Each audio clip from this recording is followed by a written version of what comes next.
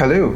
In this tutorial, we're going to be looking at media query and how you can apply it in your project. The truth is, when you're starting this for the very first time, it is likely that you'll be confused because even when I started some time ago, I found it very difficult to really assimilate how it works. But as time goes on, I got the logic and I was able to use it. And right now, there's no way you can run away from it as long as you have something to do with the web.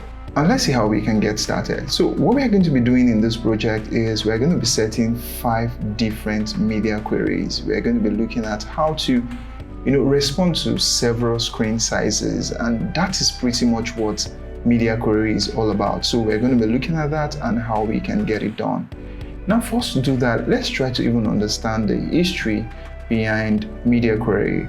Now, media query was first introduced in CSS2. Now, CSS2 came along with media type. Now, with media type, we can actually dictate devices. What it means by detecting devices, it means you can dictate whether a device is a TV, whether it's a printer, and all of that. It didn't take long for web developers to start seeing the limitation with detecting media type. And truly, it doesn't really matter the device the user is using to visit. All we need to really know is the screen size so that we can cater for those things.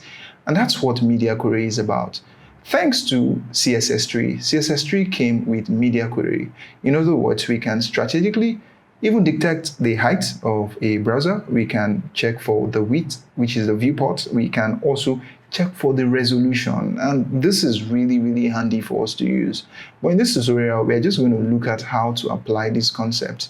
In fact, just to really break it down, media query in a very short sense is for you to write a conditional statement. So imagine you saying, hey, if a user is visiting my website with any screen that is lesser, or if a user is visiting my site with 411 pixel, I can apply this style. And that is what it means. It means that you can also say, hey, whenever a user is visiting my site with any screen that is 768 pixel and bigger, you can apply this particular style. And you could do this as you like. Like you could just look for a screen size and design to that screen size. So now let's dive into it and see how those things all work. For us to be able to do this, we need HTML and CSS. And to get started, all I need is this HTML boilerplate. Of course, they're just basic. We have the body and the head tag. And in the head tag, we have linked our CSS. And in the body tag, we just have some basic div and this navigation. Then we also have our H1 and also a P tag here. So it's pretty much straightforward. We have IDs and classes to use to target each of these tags in our CSS. Now that you understand the structure of our mockup language, let's see what we can do. For us to really get things started, I'm going to just load my live server to see what this really looks like. Now, you can see we're just going to add some basic style to make it look like something users would want to see. And once we do that, we're going to set our media query. Now, for us to do this, I am going to copy this, my server link. I can as well just close this one. And I'm going to look for our responsively. You can just Google responsively app and download if you want to have this very view. It gives you several screen sizes, and you could as well come and manage your screen sizes. You could add as many as you want. And of course, let's get started. I'm just going to replace this link with my new link, and I should have the default, which of course is okay for me. The cool thing about the live server is I don't have to be reloading all the time to see my changes. Now, there are several ways to do designs, right? You could follow mobile first approach. It means that you will design that everything is fine on the mobile.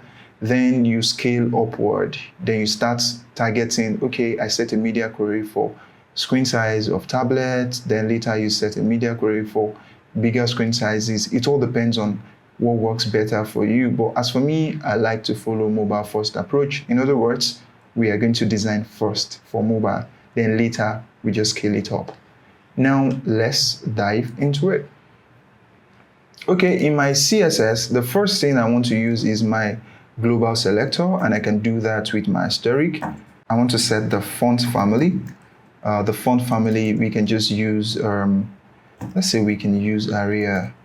That should be okay. I mean, with this, just with this, we can have a very good looking font instead of the Times New Roman that the default browser provided. Now, once we have that done, I want to select the wrapper. The wrapper here, of course, is the container that wraps everything. So once we select that, I'm just going to use my period to target my wrapper. Then I'm going to make some declaration. So this, I'm just going to say overflow. Of course, I can say auto. In other words, overflow is just going to add scroll to it whenever it's necessary. Just, something like this. Okay, now let's move forward. Next, we can also target our main with the ID. So I'm just going to use the ID selector, which is going to be the hash sign, and we're going to say main. So I'm going to make some declaration. I just want the margin left to be like 4 pixels. I need to also target this menu list. In fact, that's what is going to take several of the declarations. I'm just going to say menu list and make some declarations. I'm going to say margin 0. Then I want the padding as well, 0. Okay, now once we have that, let's also target the menu item. So I'm just going to say that is a class. I'm just going to say menu item. Then I'm going to make some declaration. And in my declaration, I want to have a background color. Background color is going to be £CD F, I think 0 F6. I think that should give us something. If we refresh it, you can see what we have already. Okay, now let's still do further declaration. So right now I want border, and it's going to be 1. Let me change back to lowercase. 1 pixel. We want solid. Then we want another shade of color. We can give that D4, just a very light shade. You can see what we have already.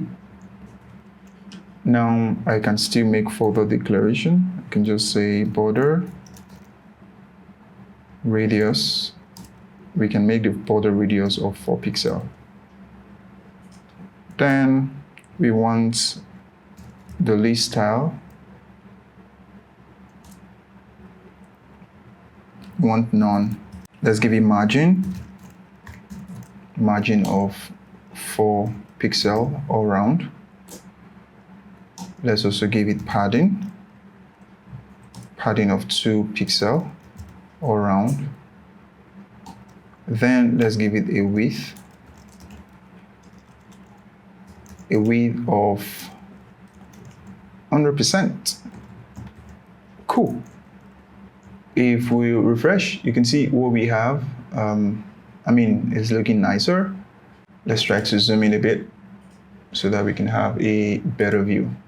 So now, if you look at what we have, pretty much everything looks okay on the mobile. Everything looks pretty much okay on the mobile. The challenge we have right now is, of course, we cannot leave it like this on the web. We cannot leave everything like this, like on large screen, because it doesn't make sense that this takes all the way. It doesn't make sense. So what we can do, we can actually do some cool things. Now, to set our first media query, it will make sense if we start with this very screen. If we start with, let's see, if we start with the 768 pixel. Okay, so let's go to our CSS to declare that.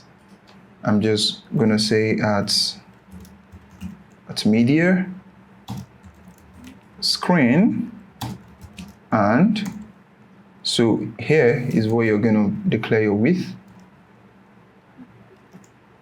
Main, think we need to have that. Then I'm going to have my 768 pixel. Then I'm going to have my open and close declaration. Okay, so when looking at this right now, this is just a block we're using to set our condition, right? So we are saying whenever the screen size is 768 pixel, okay, so we're saying whenever the screen size is this 768 and upward, in other words, from 768 upward, then apply this style. And that is what the browser will do. So whenever we have this very screen size or anything larger, the browser is going to apply this very style. So whatever we put in here will be implemented whenever the screen size is up to 768 and upward. Now let's see something.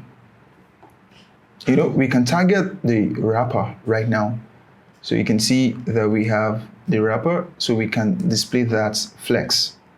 So we can just say target wrapper, and we give it display of flex.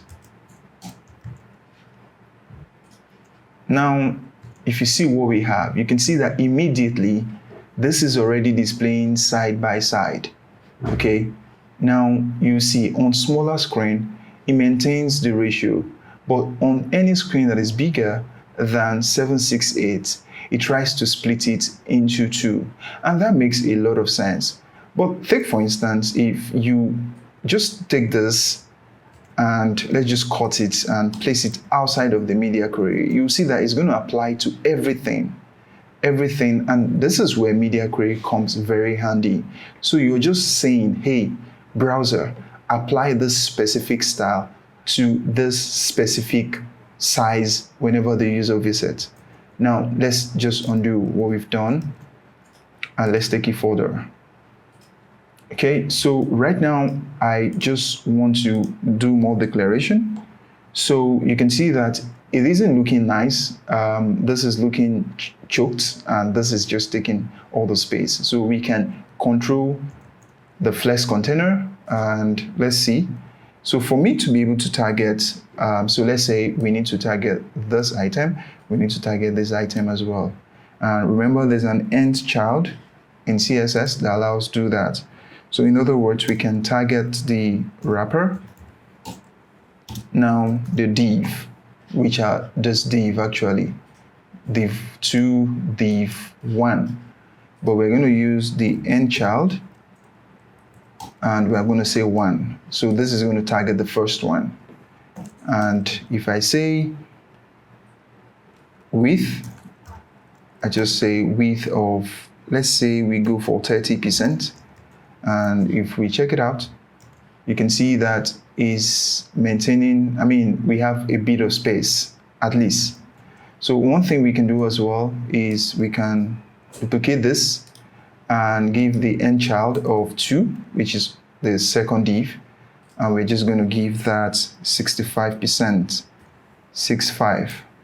Remember, everything, the whole thing is 100%. The whole viewport is 100%. So we give this 35, we give this 30, we give this 65, and if you add them together, you should get 95. So which means we have 5% left. Now we're going to do something with that remaining 5% very soon. Now you can see that we have enough space here. I think it will make sense if we can make that remaining 5% in between so that there can be space.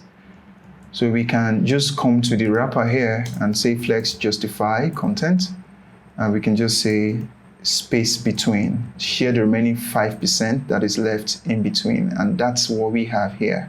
Pretty much cool. So what happens if we choose to give this very media query, like this very screen size, a background color? And what will that look like? Let's see what we can do. So let's say whenever the screen size is of this size, we want to give it a background color. So all we need to do right now, we can target the body tag. We can then say background color, and the background color value, we can just give it hexadecimal value, which is going to be 247881. If we save it, you can see that every screen that is of this 768 and upward is carrying that color. Okay, that pretty much makes sense. It also makes sense if we change the color, at least of the text, to be white. And if we just come here, we can just target this main here because that's the color we want to change. So we are just going to say the ID of main, and we're just going to color it, and we're going to give it the color of white. FFF into 6 places gives us white. You can see pretty much cool on every screen size that is bigger than that, inherit that very style. Makes sense. Now, what happens when we want to also target other screen size? So let's say, for instance, we want to target which next screen do we have. So let's say, for instance, we want to target 1280 pixel. So I would normally just copy this and paste it under and just say, I think what we have there is 1280. I'll just say 1280. Don't forget to always close the declaration. Then what we need to do inside here is to change the background as well. So we can as well just copy this body tag and just try to change the background. Now to change the background, we could also change it to FF6B, then 6B as well. That will give us like a tomato kind of color. Makes sense. You can see that while the color is appearing differently on this, the browser is also able to specifically apply the color just to this very screen size. You can see this as well is 1024 because 1024 is lesser than 1280. Of course, it cannot inherit that very media query. Why not we just go ahead and try to target this 1024 as well and try to give you something. So it means that we can just duplicate this and change this to 1024. Okay, and that we can give it the color of, I'm going to say A9 7155. And that should give us like a chocolate color. Now we have a problem here. Anyways, remember we just did a media query for this section. Why is it now inheriting from this? I mean, what's going on? Let's check our CSS. Now, if you take a look at this very well, what you're doing is you're saying from anything from 10 pixel upward, apply this style. In other words, you're overriding this. So you should always note that sometimes it's possible to override what you've written before, okay? For this to work, it means that it needs to come after this for it to work. Because simply put, you're saying whenever the screen size is 1024 and upward, apply this. Now it will override this if you declare it before it. Okay, so but for it to work, it means that we need to just carry the number or the figure and bring it below. So oftentimes it's possible for you to always override yourself in CSS unknowingly.